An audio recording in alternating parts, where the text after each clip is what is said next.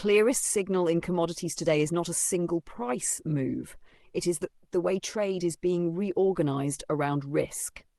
Buyers are being more selective, shippers are being more cautious, and policy is now shaping flows almost as much as supply itself.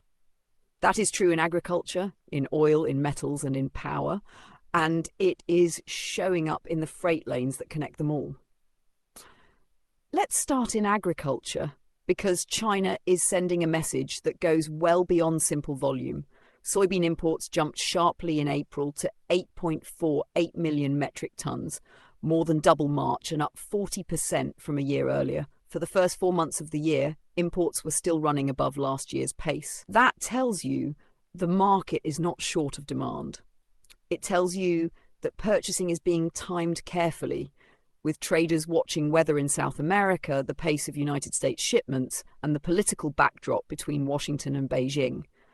At the same time, China is also showing a willingness to pay for something other than the cheapest possible supply. Chinese beef importers tied to Tianjin are planning to buy 50,000 metric tons of deforestation-free Brazilian beef by the end of the year, and they are willing to pay a premium for traceability. That may sound niche, but it matters because it challenges the old assumption that China only cares about price. On the one hand, that is a sign of a more sophisticated consumer base. On the other, it is a warning to producers that access to the Chinese market may increasingly depend on meeting environmental and documentation standards, not just meeting volume.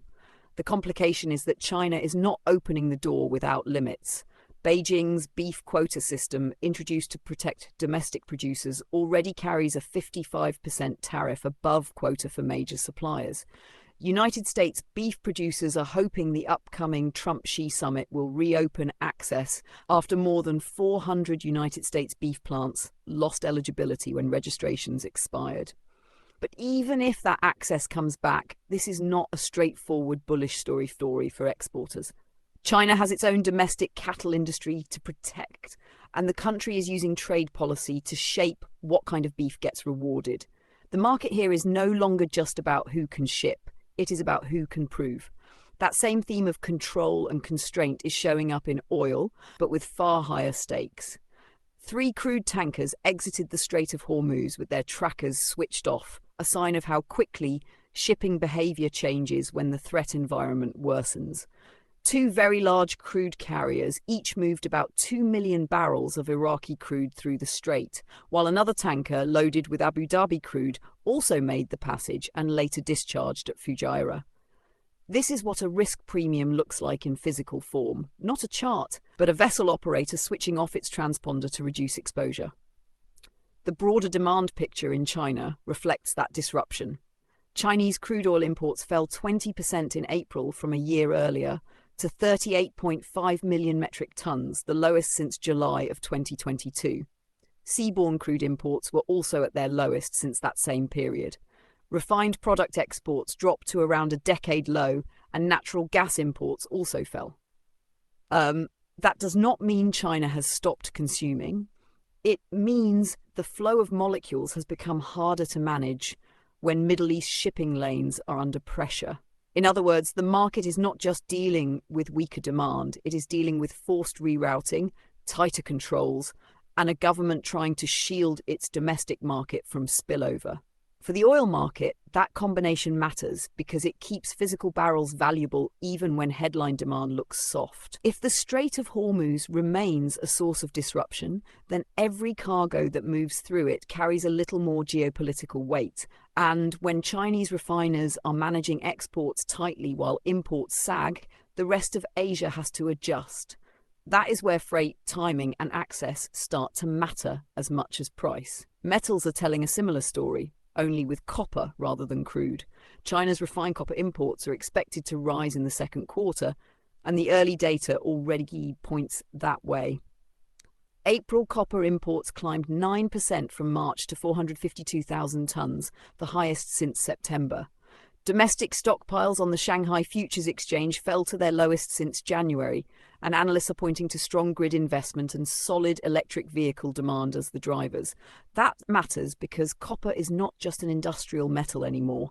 It is a direct proxy for electrification. The strength in copper is also tied to supply discipline. Smelter maintenance is expected to trim domestic output, which means imports become more important just as downstream demand improves. When Chinese grid investment rises, when electric vehicle sales hold up, and when inventories draw down, the market starts to price in tighter availability. That is why copper prices pushed to their highest levels since late January. The underlying message is straightforward. Electrification is not a slogan, it is a physical demand engine. Steel, by contrast, is showing a more subdued picture. China's steel exports fell 9% in April from a year earlier, and year-to-date shipments are tracking below last year's record pace.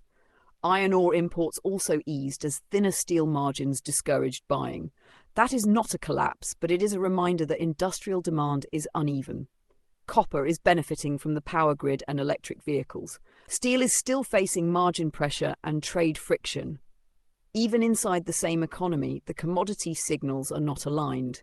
That brings us to carbon and power, where policy is now distorting investment decisions in ways that will matter for years.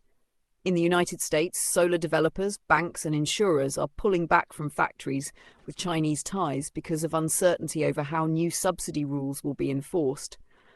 The problem is not simply political hostility. The problem is ambiguity.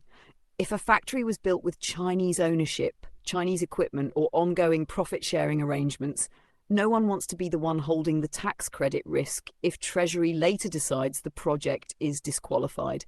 The numbers here are important. China controls about 80% of global solar equipment manufacturing. Factories originally built by Chinese firms account for at least 25 gigawatts of the United States' roughly 66 gigawatts of operating solar module capacity. That is a huge share of the market sitting in regulatory limbo. At the same time, the United States power system is leaning harder on costly infrastructure financing, with construction work in progress policies spreading across at least 40 states. That means customers are already paying for projects before they are finished, in the name of meeting rising demand and lowering financing costs. This is where the politics of energy get expensive very quickly. Grid demand is rising, data centers are chewing up power, and utilities are asking ratepayers to front the bill. Supporters say this is necessary to rebuild a strained grid. Critics say it shifts financial risk onto households and businesses that may not see the benefit for decades, if ever. Both things can be true. The grid needs investment. The question is whether the financing model is fair or whether it socializes the downside too aggressively. Finally, dry freight and grains show that the movement of bulk commodities is still active even in this uneven environment. South Korea's Nongyup Feed bought 136,000 tons of corn in a tender split across 2 consignments, with origins including the United States Gulf, the Pacific Northwest, South America, and South Africa. That is a small but useful reminder that feed demand is still moving through the system and that buyers are arbitraging origin, timing, and freight to secure supply. Taken together, today's market is less about broad-based strength than about selective resilience. China is buying soybeans, but is also managing beef, fuel, and industrial imports with more caution. Copper is strengthening on electrification demand, steel is softer, oil is being repriced by geopolitical risk, solar policy is creating uncertainty even where the economics look attractive, and freight is the channel through which all of it becomes real. That is the market now, less linear, more conditional, and increasingly shaped by who can move product, document it, finance it, and deliver it without getting caught in the next policy shift or geopolitical shock. If you found this episode valuable, be sure to subscribe, share, and leave a review. Find us online at commoditiesinstitute.com.